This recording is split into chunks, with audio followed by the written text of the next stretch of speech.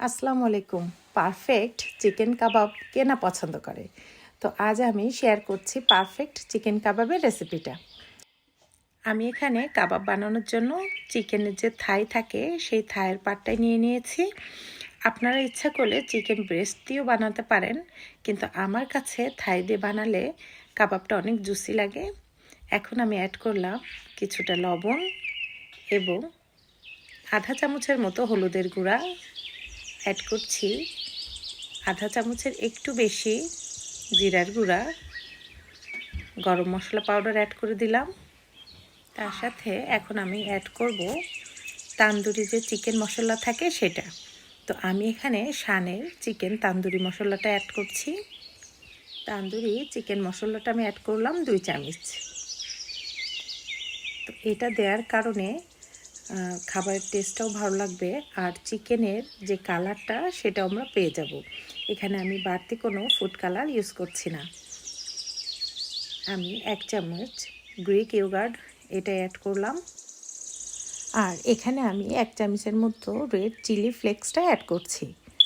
আপনারা আপনাদের স্বাদ মতো ঝালটা ইউজ করবেন। তার সাথে এখন আমি আধা কাপের মতো মাস্টার্ড অয়েল অ্যাড করে দিলাম। এখন দিলাম 2 চামচের মতো বেসন। এই বেসনটার কারণে চিকেন যে আমরা কাবাব তৈরি করব তখন সুন্দরভাবে একটা জুসি ভাব থাকবে, আবার কিছুটা ক্রিস্পিও লাগবে। তো আপনারা যদি কাবাবের সাথে একটু বেসন ইউজ করেন তো কাবাবটা খেতেও কিন্তু একটু বেশি ভালো লাগে।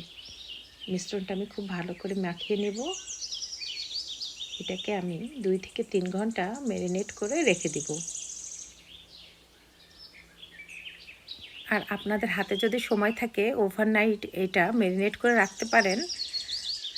তো আমি যেহেতু আজ এটা বানাবো, আমি 2 থেকে 3 ঘন্টা ম্যারিনেট করে রেখেছিলাম। এখন কাবাব বানানোর জন্য আমি এখানে কিছুটা বাম্বু স্টিক নিয়ে নিয়েছি এবং চিকেনগুলোকে এইভাবে করে রেডি করে নিচ্ছি।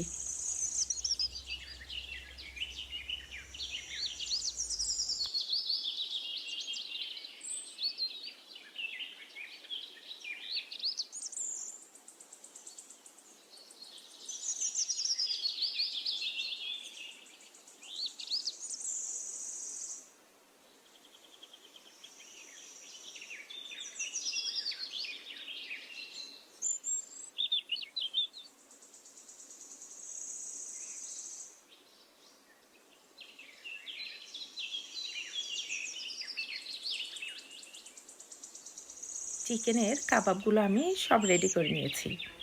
আজ আমি চিকেনগুলোকে ফ্রাই করব একটা লোহার ফ্রাই প্যানে। আপনারাও চেষ্টা করবেন বাসায় যদি কোনো লোহার ফ্রাই প্যান থাকে সেটাকেই চিকেন কাবাবগুলো সুন্দর করে ভেজে নেবেন। আর আমার কাছে মনে হয় পাতলা কোনো ফ্রাই প্যানের চেয়ে লোহার কোনো ফ্রাই প্যান বা কড়াই এরকম জাতীয় কোনো কিছুতে যদি কাবাবগুলো বানানো হয়, কাবাবটা ভিতর থেকে সুন্দর সিদ্ধ হবে আর খেতেও ভালো লাগবে। তো এই টিপসটা কাবাব বানানোর সময় ফলো করবেন। আশা করি আপনারাও খুব সুন্দর করে ঘরে কাবাবগুলো তৈরি করে নিতে পারবেন। এবার আস্তে এই পাশ ওপাশ করে উল্টে দিবেন। আমি কিছুটা ঢাকনা দিয়ে রেখেছি, ফাঁকা করে ঢাকনা দিয়ে রেখেছি যেন ভিতরটা ভালো করে সিদ্ধ হয়। রেডি হয়ে গেল আমার মজাদার রেস্টুরেন্ট স্টাইলের কাবাব। তো আপনাদের যদি আমার রেসিপিগুলো ভালো লাগে তো বাসায় ট্রাই করবেন এবং আমাকে জানাবেন কেমন হয়েছে। সবাই ভালো থাকবেন, দোয়া করবেন। ইনশাল্লাহ দেখা হবে নেক্সট কোনো ভিডিওতে। আল্লাহ হাফেজ।